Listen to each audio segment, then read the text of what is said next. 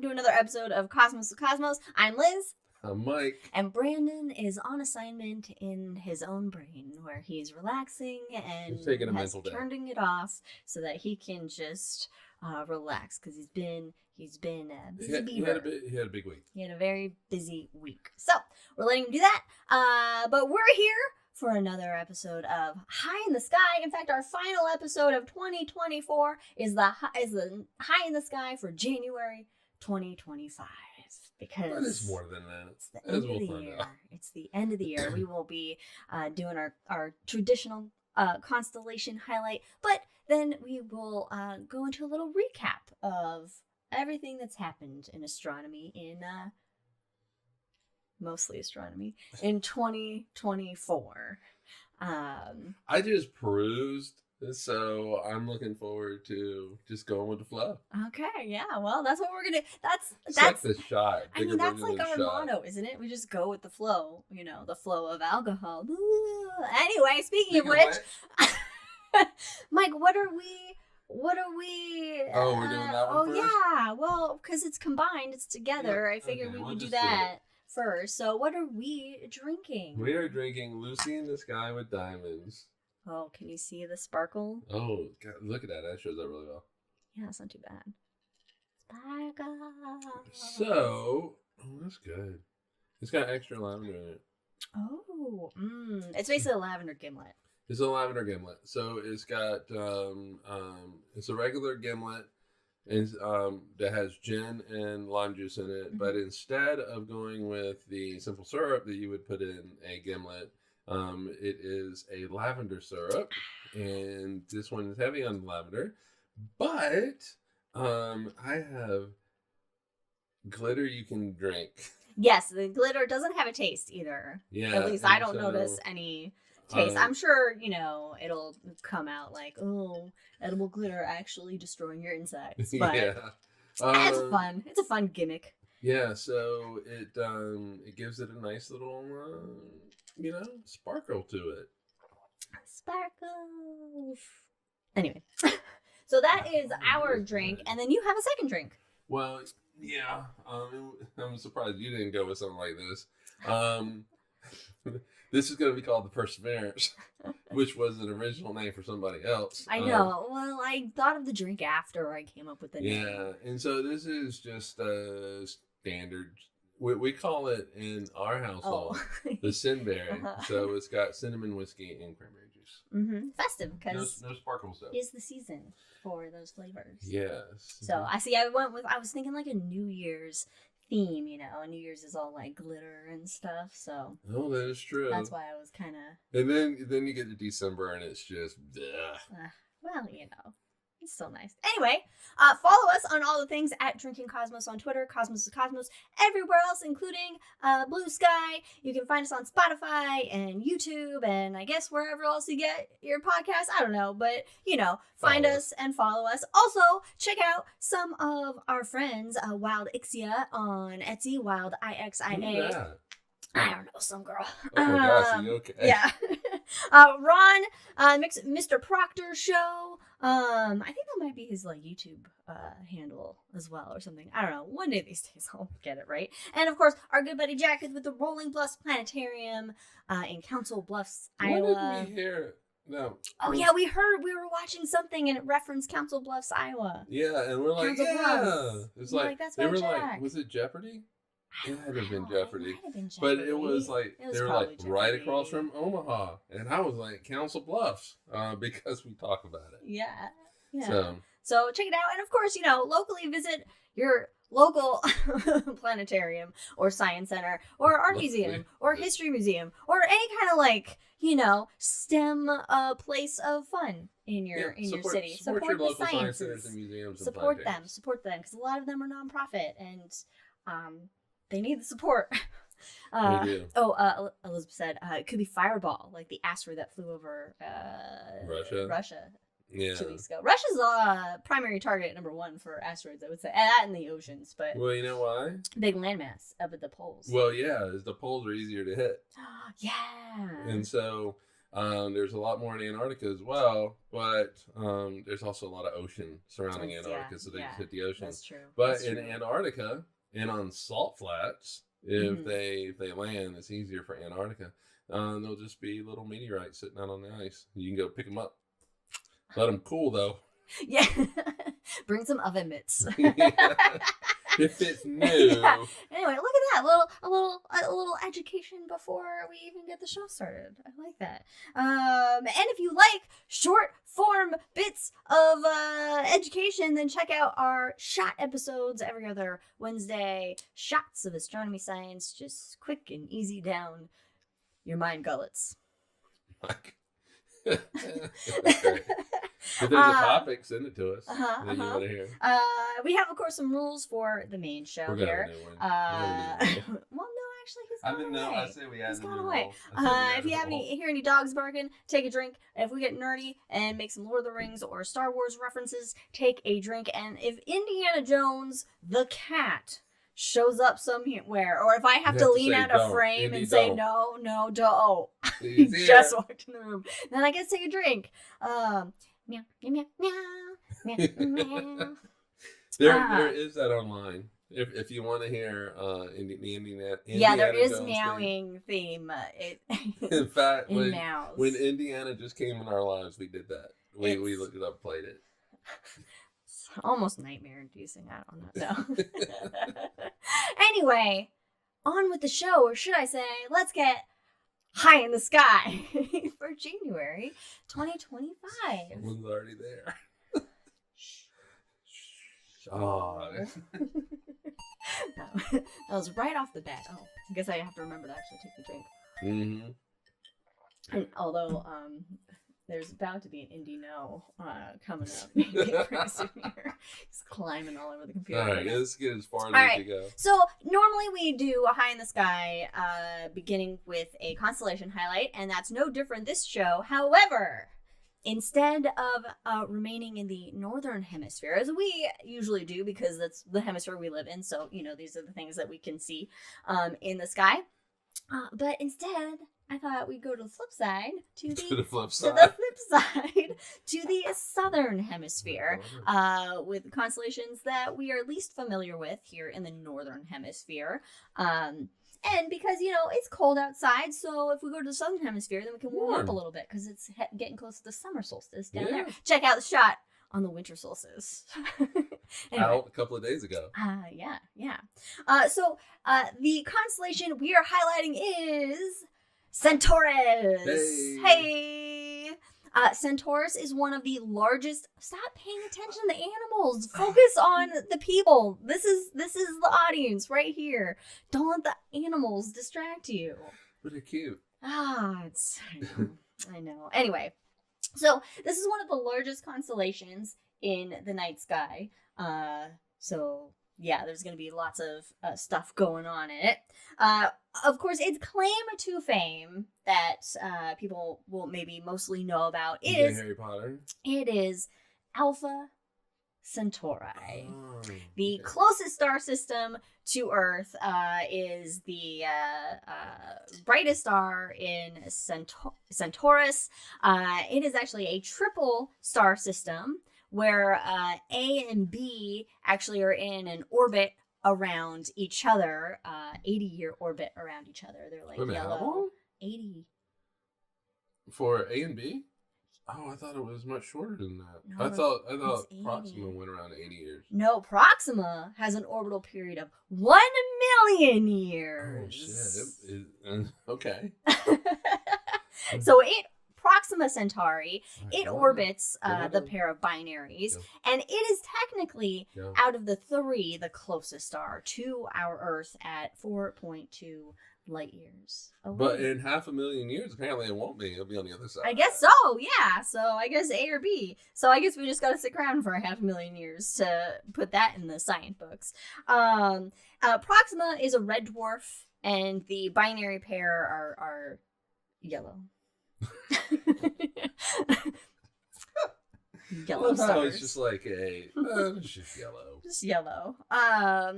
So not only does it have, of course, the closest star system to our Earth, which, by the way, 4.2 light years away.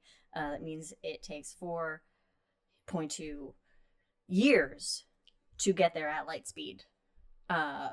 Yeah, light travels 4.2 years. Yeah, to go that's what I'm getting at. Okay, so our fastest, and this probably has changed a bit. This is my old nugget going on in here, but it was like the fastest spacecraft was New Horizons. Yeah, it's the Parker Solar Probe now. Now it's Parker Solar Probe. So based on New Horizons speed, which I can't remember what it was, like if it was flying to Proxima Centauri, like it was gonna take like 42,000 years or something like that. Or it was like some ridiculously like 72,000. I don't know, some ridiculously long length of time that And it's just an example of even how the closest star to us. No. Take a drink. No. He's scratching at the furniture. And he has a cardboard right there. Drink. He doesn't know how to use it. You gotta take a drink. I know. I'm taking a drink. Oh.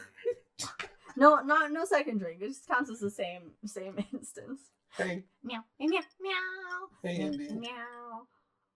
Come be part of the podcast. We're professionals. Okay, so he's so cute. Okay, so Alpha Centauri, not the only interesting or cool thing about the Centaurus constellation, because that's what we're talking about. Focus on front. It's fine. Just pretend he's not there. Oh, I can't, man. Oh no, he's so cute. Is the star HR 5171. This is one of the largest stars discovered. It's a yellow hypergiant. Ooh, hypergiant. It needs to settle the fuck down. No. It has a diameter that's between, I don't know exactly, 1,100 to 1,600 times that of our sun. 1,100 to 1,600? Mm-hmm. Wow. Times that of our sun. So it's a big boy, and it's 11,700 light years from Earth. There's actually a 3-star system, I guess, going on there, so that's what's collectively making it up, I guess. It was a little bit confusing, or there was 2 of them that are collectively making it up, and then like a third, although they might not be associated. Okay, but that star what they've though, observed, is a hypergiant. Yeah, it would seem to be like there's the primary is 2 binary yellow stars that make, I guess, a hypergiant in there. Like, I don't know, it was very confusing. And then a blue supergiant that is like separated by 35,000 AU. A lot of giants. So it seems to me like it's probably like a collection of one star that's making it like this. I don't know. Anyway, that thing's hanging out there. So, and we also kind of don't really know. There was a lot of like it may be. It just, to us, it looks like a yellow hypergiant. It looks like that, but they've had indications where there could be 3 different things there. They just don't know for sure. It'd be interesting where like a yellow hypergiant would show up on the HR diagram. Clearly, it's off the main sequence. So it's off like, the upper right. It's like, I'm way out. But here's an interesting star. BPM 37093 is some British something catalog. I don't know. But it's a white dwarf whose carbon atoms had formed a crystalline structure. So, since diamonds also have carbon that forms in a crystalline structure, although like a different structure, a different format, basically, it's nicknamed after Lucy in the Sky with Diamonds. Hey. So, there we go. Cheers. Thank you, Beatles, for coming up with that, that name. So, I thought that was fun. Now, some other deep space objects that are in Centaurus, again, big ass constellation in the southern sky. There is Omega Centauri. Omega Centauri, 17,000 light years away, and 150 light years wide. It is the brightest globular cluster that is visible from Earth and the largest in the Milky Way galaxy. And so globular clusters, as we have discussed, are big ass old star clusters that are in the halo part of our galaxy. So they're not within the spiral arms, but they're in orbit around in the halo. And this globular cluster, it's the average age of its stars are 12 billion years old, which is older than our Milky Way galaxy. So what they think happened was it's the remnant of a dwarf galaxy that was cannibalized by the Milky Way. Well, we got a bunch of these things though. Yeah. I mean, hey, we got but these are some of the oldest stars. They're what is it? Population 3 at this point. So I think it's 2 or 3. So they're really just hydrogen and helium stars. They don't have a lot of metals in them. And in astronomy, astronomers were like, just anything beyond helium is a metal. They got lazy. They're just like, God. They got we don't have the creativity of biologists. They got to number 3 on the periodic table and was like, we're done. Like, that's enough. Metals. They're all metals. Yeah. So again, the average age of the stars is 12 billion years, and there's several million stars that are in this globular cluster. So it's that would be really cool to be like on a planet. I mean, are there a lot of planets in globular clusters? Because you don't you don't have the metals. Have we found any? I don't know. I don't know of any. I feel like that would be like a big. Yeah, your night sky though. Oh, just exploding! It might be too much. Too many stars? It would be too much. Too much. But imagine though, if you're on the, I know I've said this before, but if you're on the outside of the globular cluster, on the outer edge of it, half the year your sky explodes with stars. The other half is like the Milky Way. Oh, ooh, but that, ooh. Yeah. What a wild Anyway, okay. To be able to travel through space. Yeah. So something else that is also in Centaurus, NGC 3766. This is an open cluster that is visible to the unaided eye, meaning you don't need a telescope to see it. It's 6,300 light years from Earth and has about 100 stars in it. So, our brothers and sisters. Yeah, most likely. Yeah. All formed together. And there's also tons of galaxies. There's tons of galaxies in every single square centimeter of the night sky that you look at. So, just look at the Google Hubble Ultra Deep Field and have your mind melt. But a few ones that just to point out are NGC 4622 or Backward Galaxy. I didn't pull any pictures. Backwards. But it's backwards? It's a face-on unbarred spiral galaxy. Okay. Google it. It's really cool looking. It's 200 million light years from Earth. Well, yeah. So, our Milky Way galaxy and what's a barred? Is a barred spiral. I was gonna say, are most of them barred? I don't actually know. This core of our galaxy has it looks like it has kind of a bar going across it.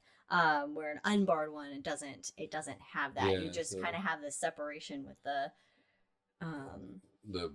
core? No. Core. Well, the core and then the spiral arms around it. It's really cool looking though. Then another one is Centaurus A. This is one of the most active galaxies, meaning it's got a hungry black hole at the center. This hungry black hole is just chomping away. It's just chomping. It's 11 million light years from Earth, and it actually could have been an elliptical galaxy that it's currently an elliptical galaxy, but it has some dust lanes that an elliptical galaxies don't typically would have. They don't have the dust like spiral galaxies or even irregular galaxies and such. And so they think that it had a merger with a spiral galaxy in the past, and that is what left these sort of dust lanes when it has more of the structure and form of an elliptical galaxy. Did we do an episode on galaxies? Oh yeah, I'm sure we have. I'm sure we'll do another one. And it can also be seen without a telescope. Oh, cool. Yeah. Wait a minute, which one is this? Centaurus A. Oh, okay. Yeah. And then one other thing in Centaurus that I want to point out was that it has the closest galaxy cluster to Earth, the Centaurus, of course, cluster. It's 160 million light years away and has hundreds of galaxies. You know what is crazy is like the universe. Yeah. Yeah. So it's like okay, so yeah, this is like 160 million light years away.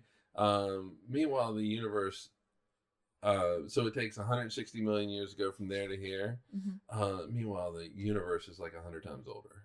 I know. Don't think about it too much. Anyway. The universe is big. It's huge, and there's a lot of stuff just in the constellation of Centaurus, which is a huge constellation. And of course, we like to highlight a little bit of the mythology with the constellations because, of course, that's kind of what they are known for in a sense, and the purpose of them in ancient times. And actually, in ancient times, Centaurus was actually more of an equatorial constellation. So you could see more of it in the northern hemisphere and in the southern hemisphere. Precession. Yes, but because the Earth wobbles on its axis, its precession has now made it like more a fully southern hemisphere constellation. And because of precession, in 7,000 years, it will reach its highest northern hemisphere visibility. Oh, cool. Yeah, so we'll just wait up. Stick around 7,000 years if you don't want to move to the southern hemisphere anytime sooner than that. I want to move now. Well, I don't know. Maybe we can beach over to New Zealand. Can we incorporate Cosmos in New Zealand? I don't know. So, of course, Centaurus is known for the more Greek aspect of it. It is a centaur, a half man, half horse dude. Sitting hanging out up there. But for the Babylonians, they saw Centaurus as Bison Man. Bison. I almost named the drink Bison Man. Me too. Bison Man, and associated with the sun god Utu Shamash. Of course, the dogs are gonna start. Jack, it's not playtime, man. Puppy Jack. Doesn't count as barks. It's not a bark. It's play bark. No. Oh, thanks. We would love to be in New Zealand. Anyway, so Bison Man. Bison Man. Right. Like, it sounds like like it would be somebody really on like Ren and Stimpy. Yeah. Like with Toaster Man or whatever his name was. Anyway, okay, so the Greeks, of course, current name, and it used to be much larger for the Greeks. Ptolemy reported Centaurus down as part of one of the original 48, and it included Lepus the Hare and the Southern Cross as asterisms of Centaurus. So it is huge. Yeah, so it was like they got lazy and they're like, you know what? Centaurs, just this whole section right here. How many myths we got? We running out on the characters. The whole southern hemisphere. Yeah, like this is just a centaur. This is just Centaurus all over here. Man. Yeah, I mean I get it. And according to Ovid, it honors the centaur Chiron, who trained the legendary Greek heroes Hercules, Theseus, and Jason. Nice. Of the Argonauts. And apparently Hercules was a dumbass and accidentally shot him with a poison arrow and he died. And so then they were like, oh shit. So they honored him by putting him in the stars. And then it's like, Hercules, dumbass. God, I'm like, what are you doing, man? And he's just like, oh, he's too strong. He's just a brute. That's all he is. In the video games, Hercules. He's just a tank. So, that is it actually, usually with these, the Greeks have like 10 different stories about him, and we're like, nope, this is what it is. Not to be confused with like the war centaur Sagittarius over there. This is just like a nice teacher dude. Just teacher dude. Just teacher dude. You know, if I was in high school, I would have loved to have been taught by a centaur. For science class. I mean, who wouldn't, right? Who wouldn't want to... You know, philosophy, because centaurs just seem like they would be great at philosophy teachers, and maybe I would have taken philosophy. Then Centaur walks in, Bison Man walks into the class. Bison Man. Starts teaching you physics. Okay, well, people who had did not foresee this as a bison man, half horse person, the Chinese was actually these stars of Centaurus today are found in 3 areas of the Chinese sky: the azure dragon of the east, the vermilion bird of the south, and then these southern asterisms. And the southern asterisms are stars they cannot see. So they use Western maps to plot them out. So they just call them the southern asterisms. Well, the Chinese asterisms still, they just cause PTSD for me. I know. There's a lot of them. And then some information on Polynesian culture. The Puka Puka and Tongo had like various names for the Puka Puka and Tongo. Look, I didn't write down. This sounds like birds in some Disney animated movie. Puka Puka and Tongo. It's fun to say. I like it. They had so many names, and I was like, I'm gonna butcher like saying all of these, so I'm just gonna they called it a lot of different things. And then actually in Hawaii and Tuamotus, they were the only ones that had names for Alpha Centauri, and then the Bugis people. They used Alpha and Beta Centauri for navigation, calling them the Pointer. And one of the names for them is Bin Toing Balu, which means widowed before marriage. And I'm like, that's fun. I guess it encompasses the dangers of sea travel, maybe. Like if you don't follow these, then you are widowed before marriage. Or wait, that doesn't even make sense because you can't be. Well, your future wife. Oh, okay. Is widowed because marriage. Okay, yeah. Because you went and got your ass killed. Yeah, on the high seas. You went the wrong way. Yes. Okay, so that makes sense. All right, a nice warning name, and then the other name for it, Bin Toing Salatang. I apologize. Is just Southern Star. I don't know if we have a big following in Polynesia. Well, probably not. So yeah. So Centaurus, Southern Hemisphere. If you go down in the Southern Hemisphere, apparently you can't miss it. It's large and it's got bright stars in it. And it's got stuff when in I it, went to New Zealand, I missed it because it was cloudy. Okay, then you might miss it if there's clouds. But we need to go to New Zealand. Yes. So, of course, the rest of the sky does have things happening in January as well. And, of course, there's other constellations up there and such that you can look up and find using various sky map applications and planispheres and all kinds of tools and whatnot. Local planetariums, of course. But some planets. Venus, western sky after sunset, and Venus is getting exciting in January. Okay. Yeah, January 10th, it's at its greatest elongation from the sun. Eastern elongation from the sun. So it's one of the best times to view it after sunset. Yeah, so it'll be like kind of it's getting its highest point in the western sky. Because it's farthest point, eastern farthest point from the sun. Right. It'll be high up in the sky. You should be able to see it. It'll be up there. It'll be up and bright. It's a bright one. Mars, visible most of the night. Also, some exciting things. January 13th, the moon will eclipse Mars for an hour. Okay. Yeah. Passing right in front of it. Yeah. So hopefully it'll be clear skies. We can watch through the telescope. Hopefully. I hope so. So it'll be really cool. We do live in the Pacific Northwest, though. Well, all right. At January 16th, though, Mars will reach opposition from the sun. So on its opposite side of its orbit from the sun, meaning the sun illuminates all of the side of Mars for us, making it look very bright in the sky. It'll be the brightest. The opposite side of the sky. It's on the opposite, whatever. It illuminates it. It gets real bright. And it'll be the brightest that it's at any other time of the year. So. And Jupiter just had one. Yeah. And Jupiter's already bright. Yeah. So it doesn't need to get brighter. No. But Jupiter will also be hanging out in the sky. On January 10th, it will have a conjunction with the moon. Venus has got its shit going on. I know. Oh, what a popular day. January 10th. The shit's happening.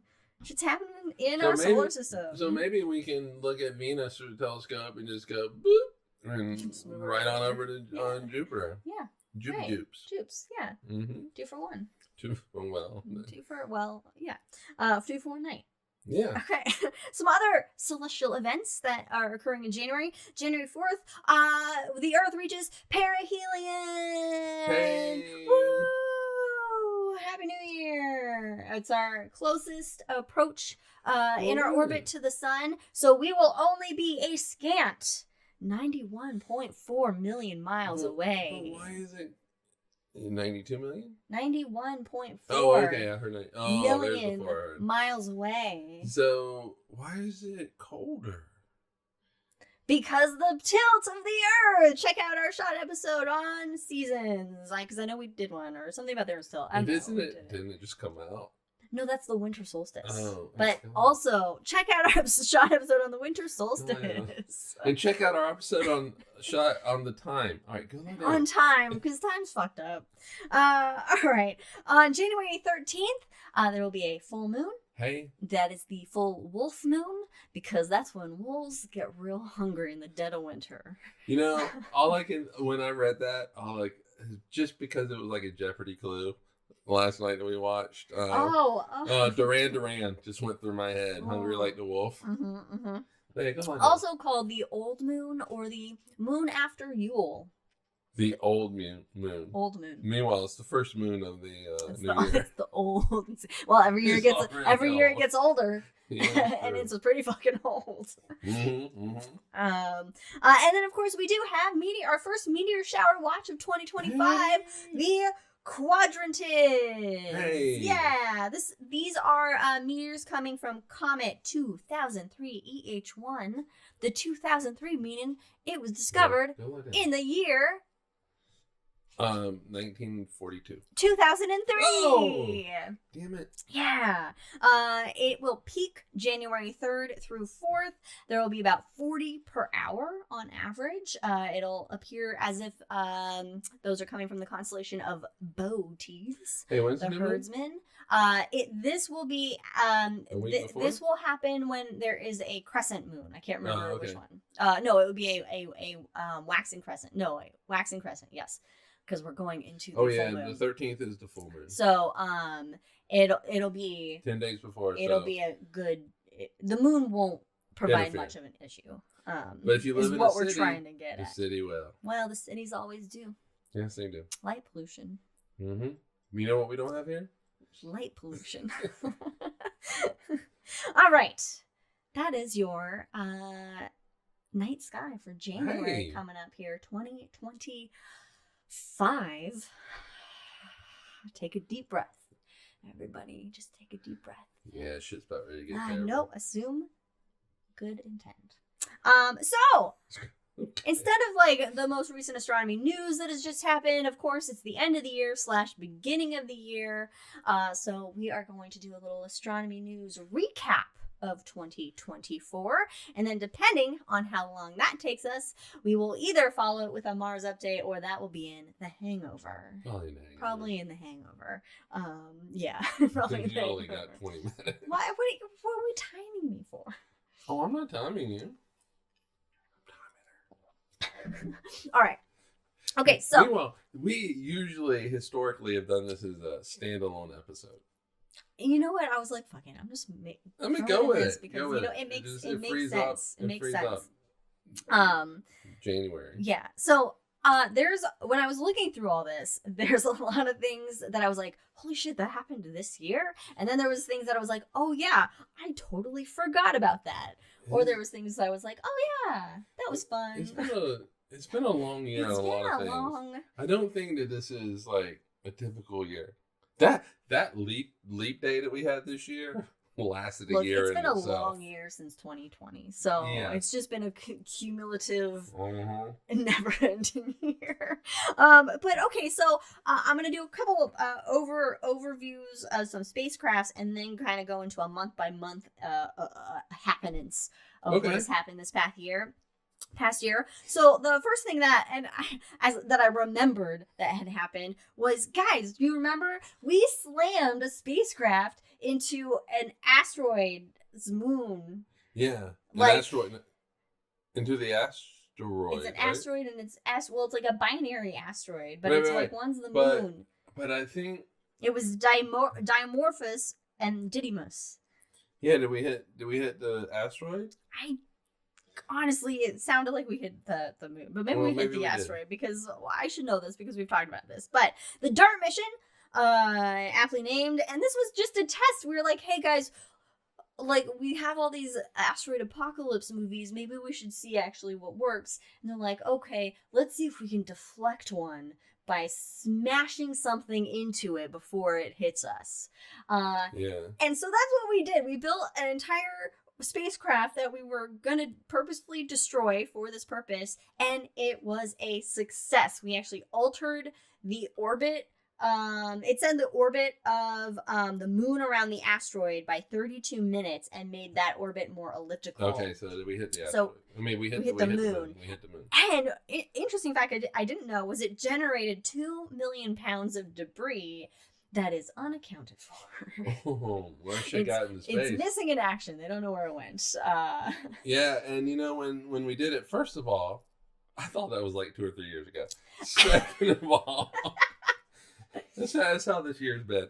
Second of all, they thought it was going to take like a year and a half to be able to analyze how we changed the orbit. No, it was pretty. It was pretty quick. It was pretty quick. Yeah. So that's good. We know that if we have plenty of time, we can nudge an asteroid out of the way from our path. Check out our episode on killer space rocks. Hey, I think we've done episodes on everything now. yeah, pretty much. Another spacecraft that was successful was the SLIM spacecraft from the Japanese space agency JAXA. I didn't write down what the acronym was for. But we actually, I remember talking about this in January's news. But this was basically to test precision landing on the moon.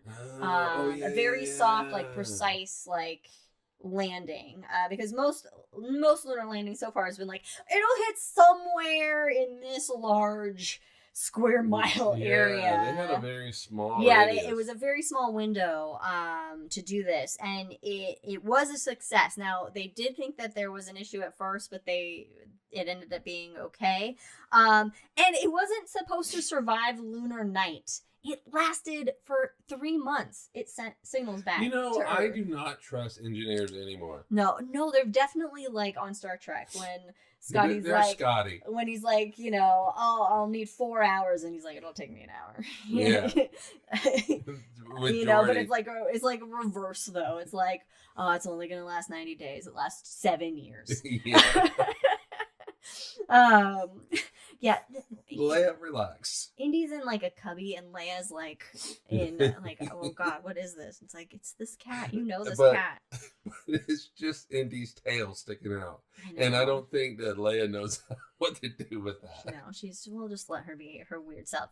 Also, this year was a rest in peace to Neowise, the asteroid hunter.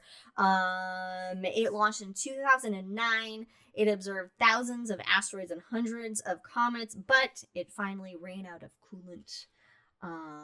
And it will be replaced with a new asteroid hunter, NEO Surveyor, or NEO, which is Near Earth Objects Surveyor. So it will launch in 2027.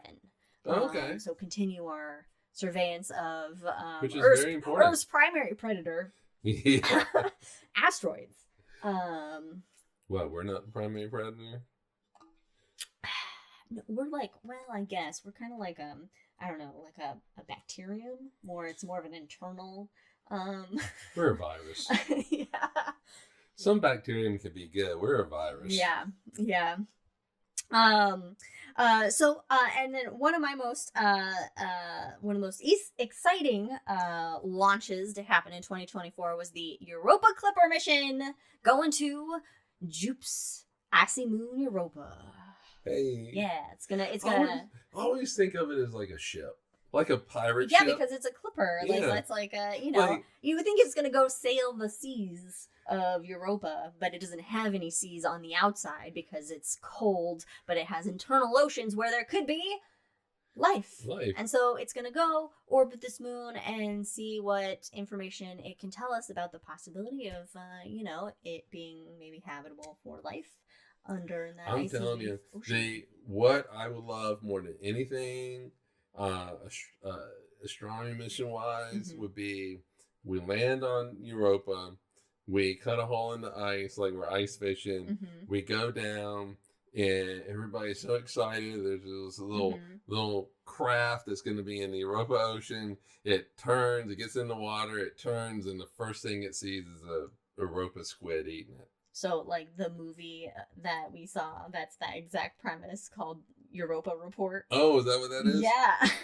I thought this before. I used to say it in the show before. But, yeah, no, I just think it'd be a waste of so much money, but it'd be so awesome. It'd be so awesome. And Neowise is, it will be in orbit in the Earth, so it's not gonna go to the moon. Yeah, I hope he can land on the moon. Well, I didn't put this in the show, but I don't know. NASA just released some plan of like a moon to Mars for they just postponed. And they just postponed us landing on the moon. So cool. Yeah. So 2024. It's a long year. Let's go back in time to January. Cosmic calendar with events. No. So in January, here's some things. NASA reports the end of Ingenuity helicopters operation. That was in January? That was in January. I know. I was like, wait a minute.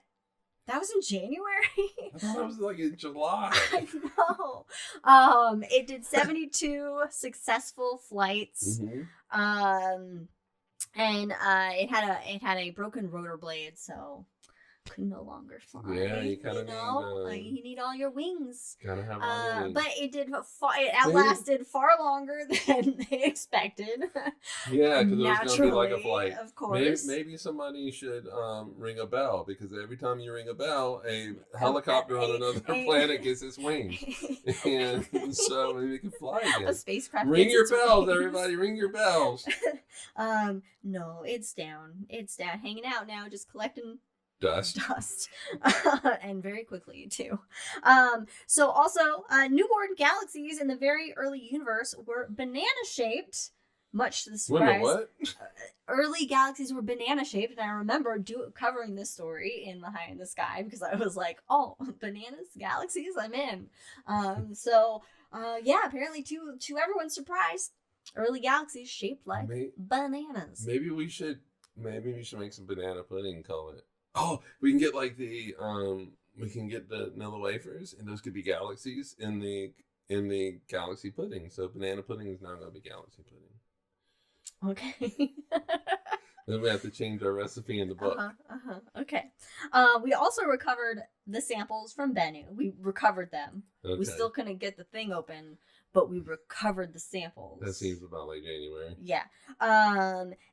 A potential candidate for the first known radio pulsar black hole binary is reported. The heavier of the two lies in the mass gap between neutron stars and black hole, and they are located in globular cluster NGC 1851. Hey. So, cool.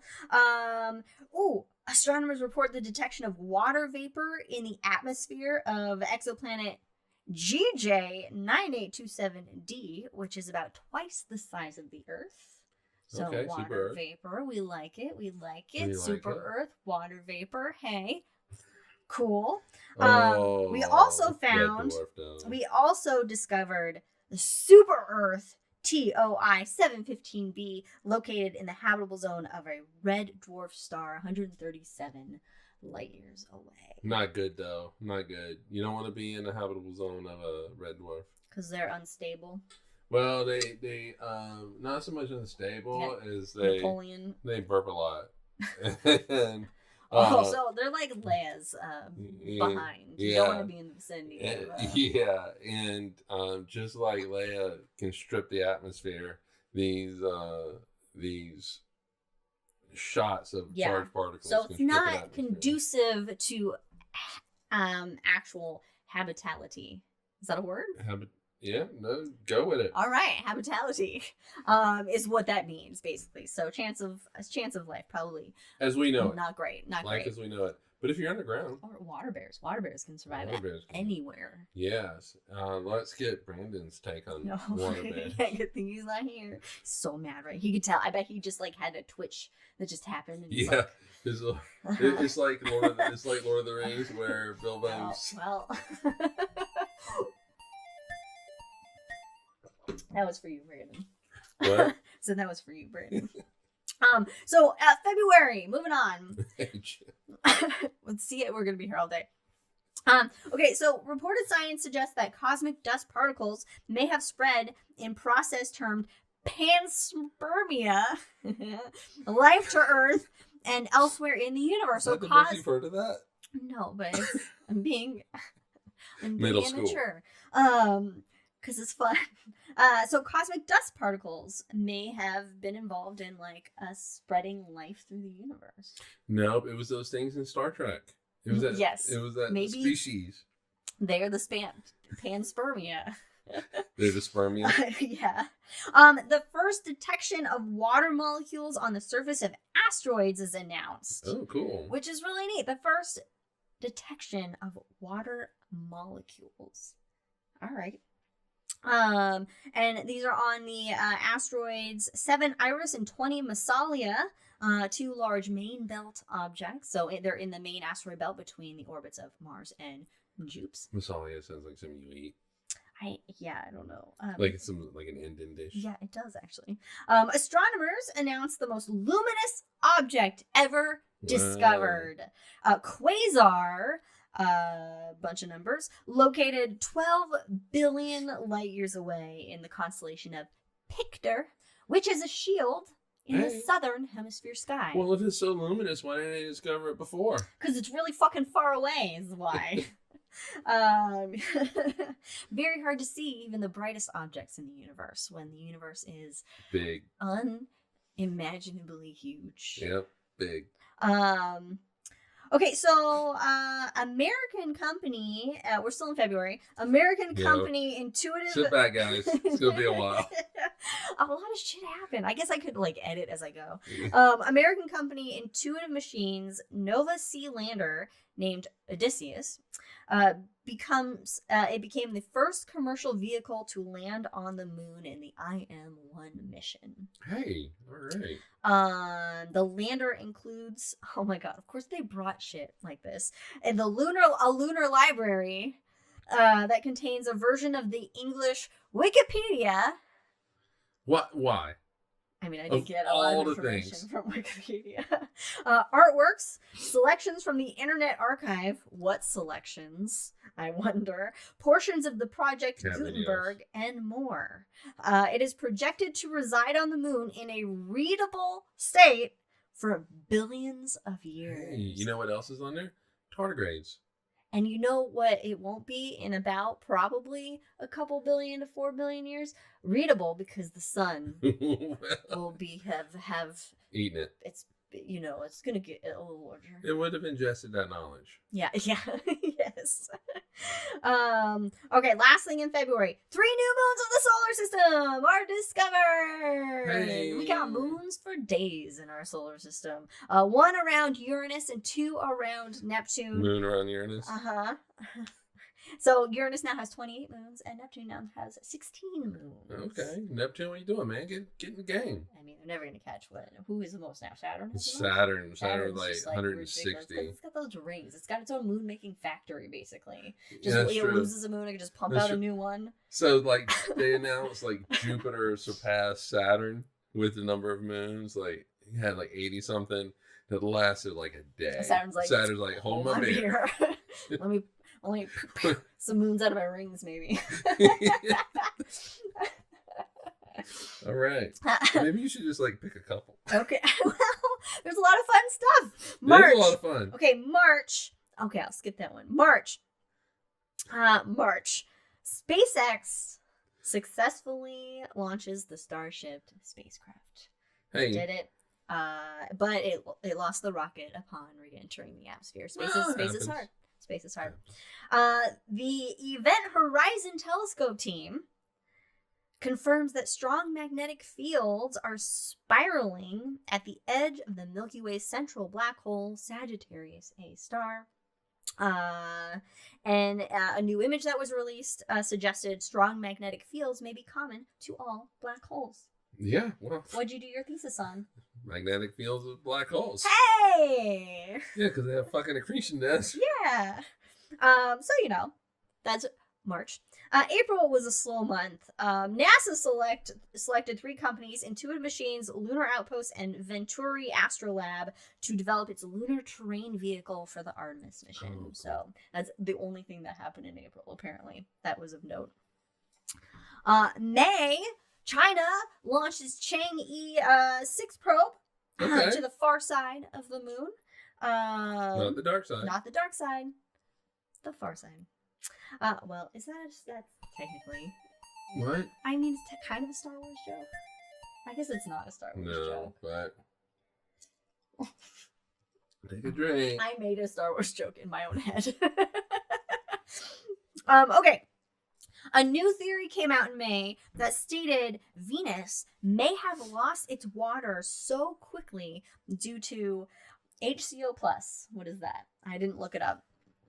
Dissociated hydrogen. Carbon. Yeah, I would say that it's an acid. Okay, an acid. Dissociative recombination. So where are Kenneth's people?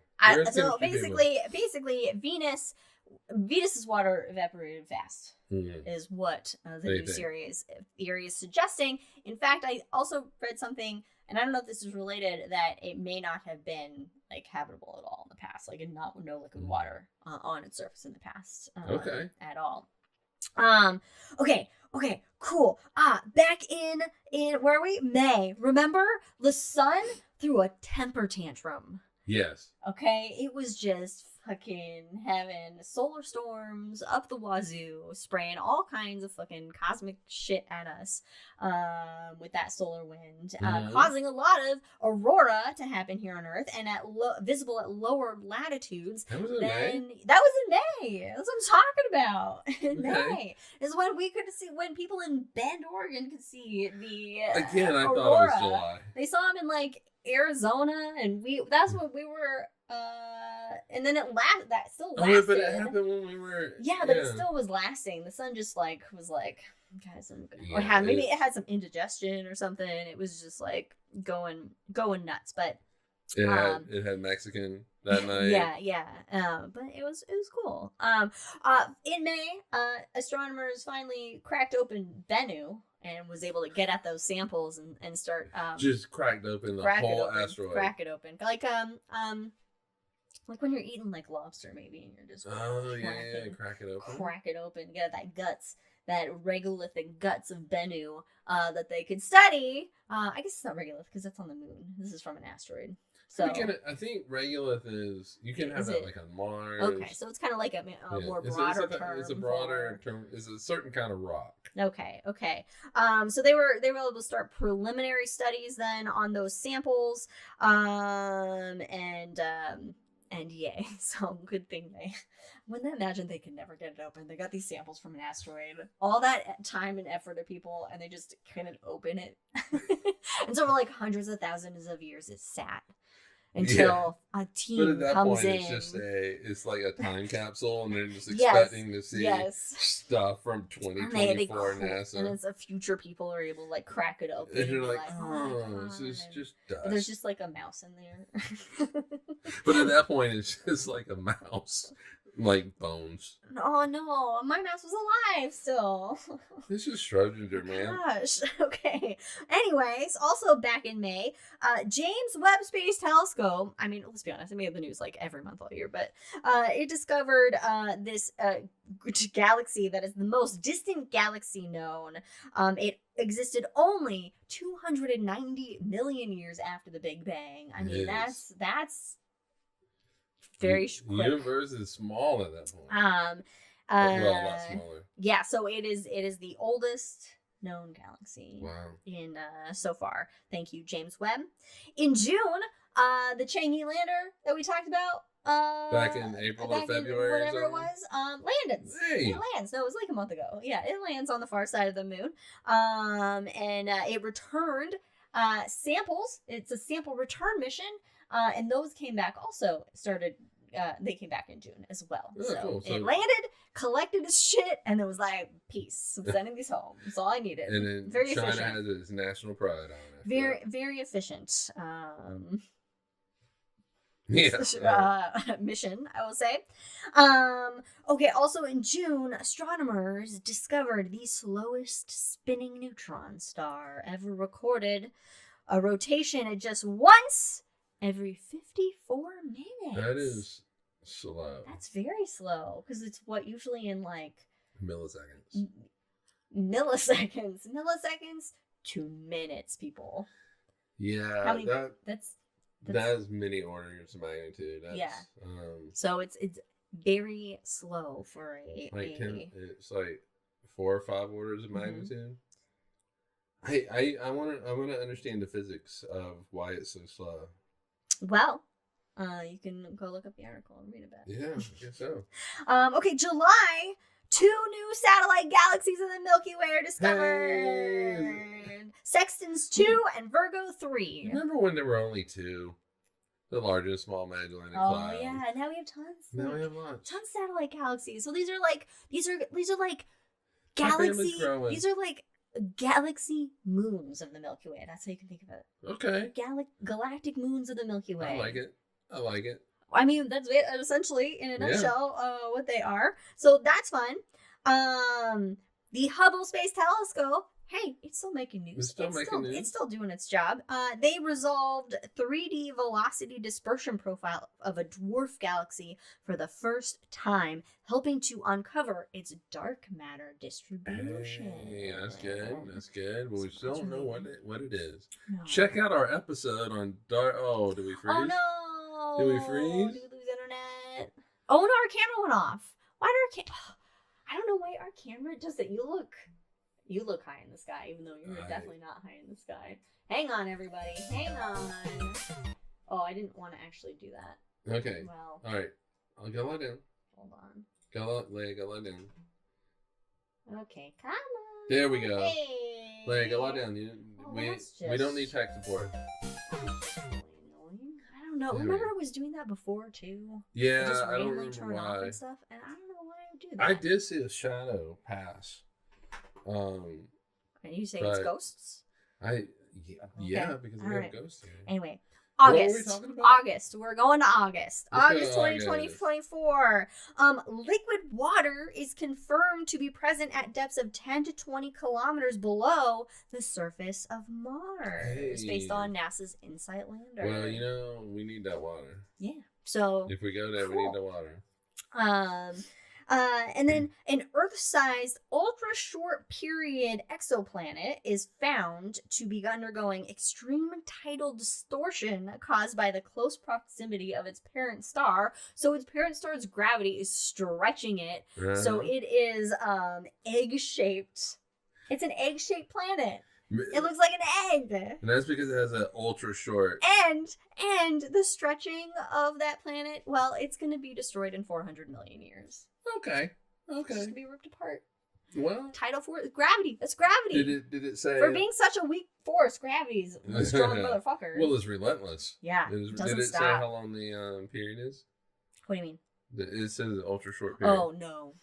So the period is how long it takes to go around the star, Yeah. and that is So it's gotta- and how long it takes to go around the star is related to how close you are to the star. So this obviously is super close, Mhm, mhm, and So I bet it goes around the star with less than a day. It's just an egg. But I don't know. It's just an egg. All right, September CERN. What's happening in CERN? September. Scientists at CERN in Switzerland.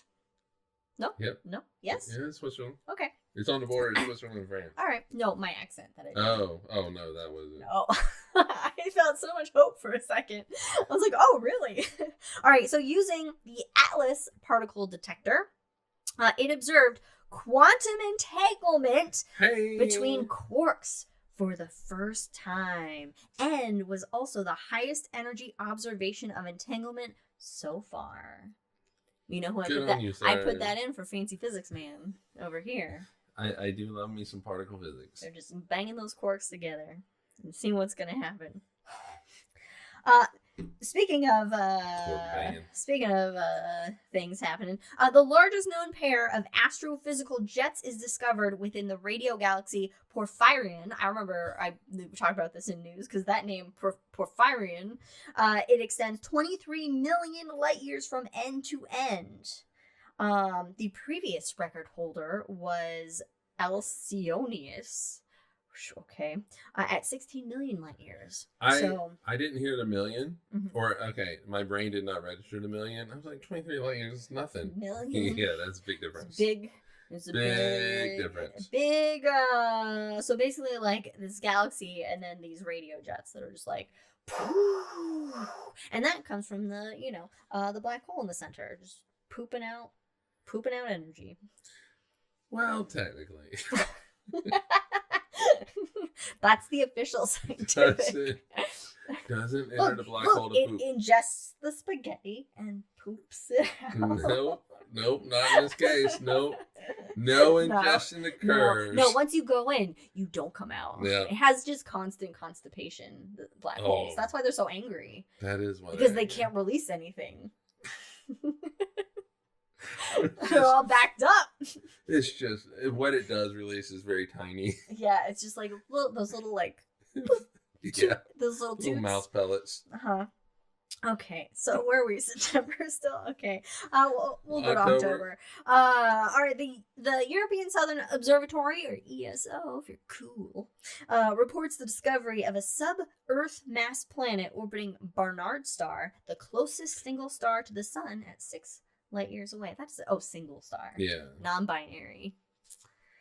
Hey, that's our LGBTQ moment.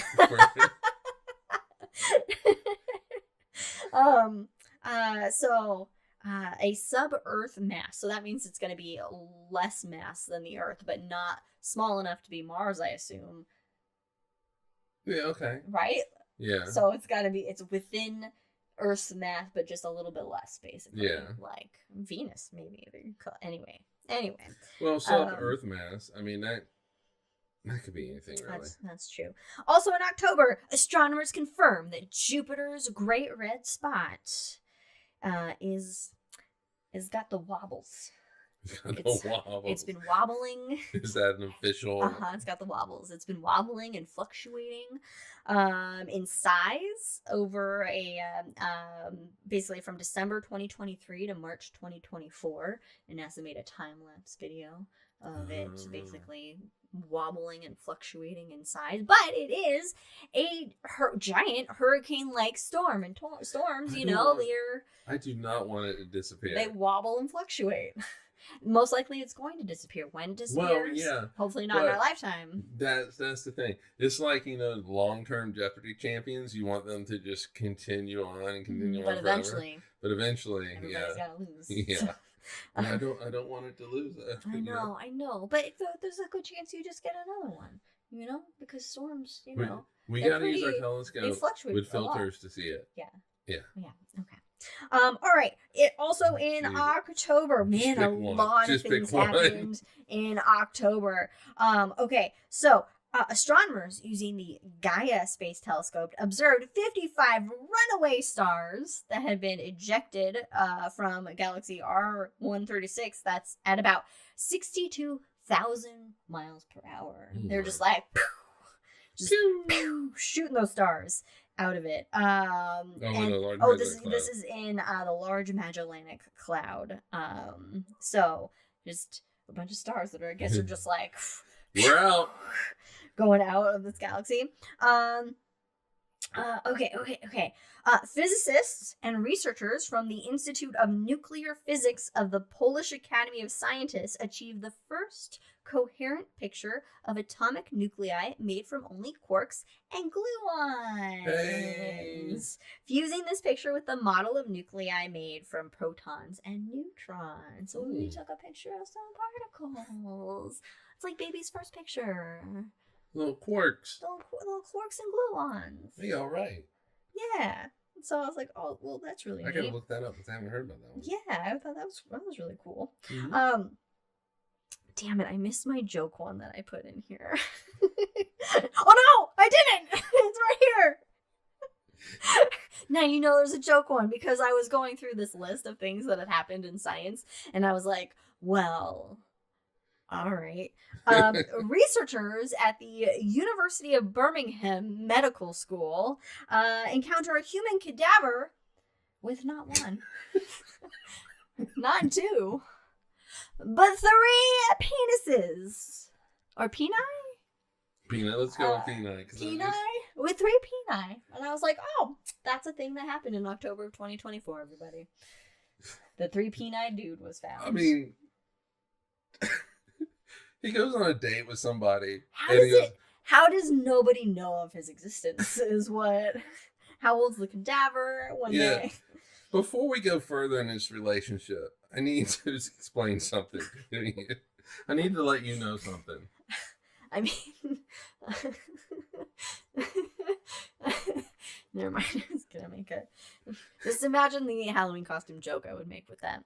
Anyway, okay. So, also in October, scientists observe a black hole corona using NASA's imaging X-ray polarimetry explorer and determine its shape for the first time. A black hole shape corona? of a black hole's corona. Did you know black holes had corona? I didn't, but I thought they would be more. I thought they'd be more of like a dark beer type.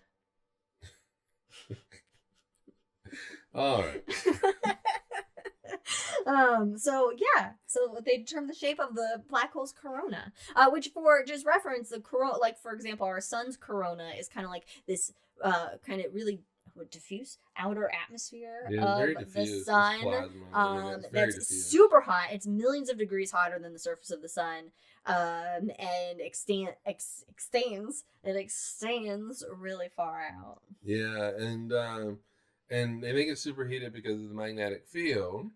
So maybe that's what causes a corona for a black hole. Yeah, from the accretion disk. And, so we just solved science. We did it. We just solved science. Done. All right, scientists, send us the next problem. Put it in chat. All right, next, last thing in October. Last thing in October, and then November. Astronomers using James Webb detect the first brown dwarf candidates outside the Milky Way in NGC 602. So the first brown dwarf. These are like kind of like failed stars. They're like big Jupiters that didn't have enough mass to fully outside the Milky Way. Outside. I was going to say, haven't we discovered some before already? Outside the Milky Way. So brown dwarfs, not just a feature of our Milky Way galaxy. No. So now we have proof that, hey, brown dwarfs are a thing. Basically, stars that just couldn't get enough oomph. They couldn't become stars. Yeah. So they just fell short. But then they're too big to be Jupiters. So it's like, all right, well, you're not glowing, so you look like a brown rock. So, and you're little, so but it'd be gaseous. You're a brown dwarf. Yeah, exactly. It's brown rock. I guess it would be gaseous. You're just a poop planet. That's all you are. No, that could be very gaseous. Yeah. That's with that one in. All right, so next time you could just be like in code. So if like we're out somewhere and then in code, you could be like, oh, I gotta go take a brown dwarf. A brown dwarf's coming, and you just leave. But just by saying I gotta go take a brown dwarf, everybody's be like. Then you code it differently and be like, brown dwarf. I just got some news about a brown dwarf. Oh my god. This episode's all rails. It's a fitting final episode of the year. This is where we're at in our 2024 journey, is complete delirium before the apocalypse begins. Yeah. So we've talked about 3 penises today. And brown dwarf poop. That was a 3 for 1. Okay, November, last one, because I didn't get any news for December because we're still in it. So I was like, well, fuck December. So November, the first close-up image of a star outside the Milky Way. Hey! That's amazing. Using the ESO's Very Large Telescope, or VLT, if you're cool, interferometer. The star WOH, whoa, G64 is located in the Large Magellanic Cloud, about 160,000 light years away. And it's shown that it's surrounded by a torus, T-O-R-U-S. Torus, that's a shape, a geometric shape, a torus, not a bull, a torus, donut-like shape, cloud. Cool. So the star maybe has some planets. Maybe. Forming around it. That's looking good. Ha! Looking good. Hey! Oh! So that's really cool. It's very hard to see individual stars outside of our own Milky Way because other galaxies are, like, if you think like stars are far away from us, like other galaxies are very fucking far away. So it's hard to see, you know, the little stars inside of them. Mm-hmm. You know? Yep. Yeah. I know you know. All right. And now you know. Man, a lot has happened in 2024, right? Yeah, and a lot like that so much has happened, and I don't know how to like keep time making sense anymore. Check out our episode on time. So it's like I'm like, oh wait, that happened this year. Like I can't tell how long ago things were. I know, It's right? just all a blur. So a lot of things I had forgotten had happened. And I don't know, there's things that I'm like, oh yeah, that I'm really excited for, like Europa's Clipper mission. That'll be really fun. Once it gets there, God, it takes forever. I'm too impatient. I could never be like a researcher or like work at like JPL or whatever in that, because I'm so impatient. I'm like, I can't wait 7 years for this thing to get where it needs to get, No, let's turbocharge this. God, it would drive me absolutely nutty. But lots of things has happened this year, and who knows what's gonna happen next year. The apocalypse. Well, we'll find out.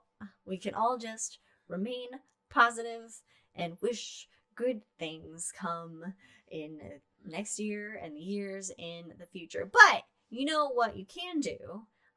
Is you can support your local planetariums and your local science centers and your local museums and these nonprofit agencies, astronomy clubs, you don't have to join them, but go check out a star party, exactly. kind of thing. You can join the Planetary Society. If there's a dark sky officially designated dark sky near you, go check it out. Oregon has one. Sisters, Oregon might be getting one if they haven't already got one. Oh, nice, nice. So just support your local community and the people within it. And yeah, we look forward to the things that could happen. A lot of great stuff's gonna happen next year. And yeah, in astronomy. So thanks everyone for joining us. Not just this episode of Cosmos, but all the episodes that we've had this past year, from all of our live shows, hangovers and our shots and all of our kookiness. Thank you guys for hanging out with us. It's always lots of fun, especially when things don't break and the camera doesn't die. But anyway, you can always follow us on all the things at Drinking Cosmos on Twitter and Cosmos to Cosmos everywhere else, on Spotify and on YouTube. On YouTube. It's a new one. It's a new platform. On YouTube. And we will be back in 2025. Yes. With So an episode. we're taking the to be 29th determined. off. We will not have. Yes, this is our last December 29th. episode of 2024, and so We'll it'll be back on January 12th. I had to look it up. You had to look it up because I didn't look it up because I was like, Yeah, I don't know. January 12th. January 12th. We'll see ya. We don't know what the topic will be, but I'm sure it'll be fun. So you can grab Let's a drink do and join supernovas. us then. Just because everything's exploding. So why not us? Yeah, supernovas. All right. Let's do it. Bye, guys. Bye. Astronomers. Cheers.